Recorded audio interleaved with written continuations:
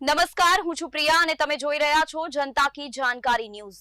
નજર કરીએ આજના સમાચાર ઉપર। વાંકુ તાલુકો અબડાસામાં જોગી પારાધી સમાજની અંતિમ સંસ્કારની ઐતિહાસિક પહેલ। પારાધી જોગી સમાજમાં હીરાભાઈ નાથાભાઈ જોગીનું મૃત્યુ થતાં તેમના પુત્ર નથુભાઈ હીરાભાઈ જોગીએ પોતાના પિતાનું અગ્નિ સંસ્કાર સનાતન સંસ્કૃતિ મુજબ કરવાની ઈચ્છા વ્યક્ત કરી હતી।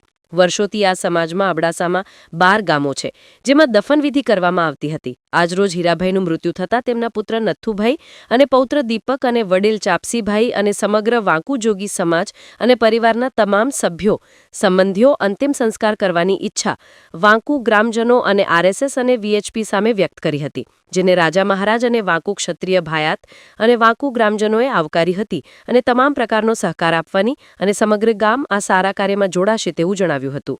સ્વ હીરાભાઈ નાથાભાઈ જોગી 88 વર્ષની ઉંમરે મૃત્યુ પામ્યા। તેઓ ખૂબ ધાર્મિક વૃત્તિના હતા અને તેમનામાં એક ખાસિયત હતી કે તેઓનું હૃદય લાખો કરોડોમાં અમુક વ્યક્તિઓને હોય તેમ તેમનું હૃદય જમણી બાજુ હતું, એટલે કુદરતી સંકેત પણ સારો હતો અને તેમનું દિવ્ય આત્મા પણ એવું ઈચ્છતો હતો કે તેમનું 16 સંસ્કારમાંનું એક સંસ્કાર અગ્નિ સંસ્કાર અંત્યોષ્ઠિ સંસ્કાર થાય, માટે પ્રભુની પ્રેરણાથી આ કાર્ય થયું। ધાર્મિક વૃત્તિના હીરાભાઈ પણ એવું ઈચ્છતા હતા કે તેઓના અગ્નિ સંસ્કાર થાય।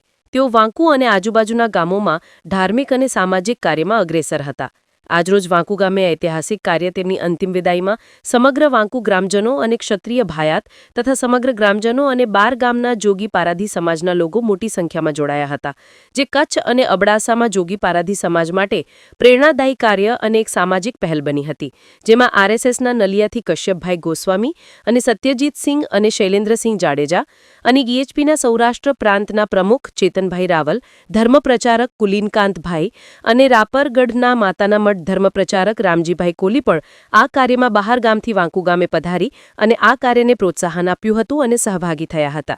પારાધી જોગી સમાજના સ્વ હીરાભાઈ નાથાભાઈ જોગીના સેવા કાર્યને સમગ્ર ગ્રામજનો અને આવેલ મહેમાનોએ બિરદાવ્યા હતા અને તેમના દિવ્ય પવિત્ર આત્માને શાંતિ મળે એવી પ્રાર્થના કરી હતી।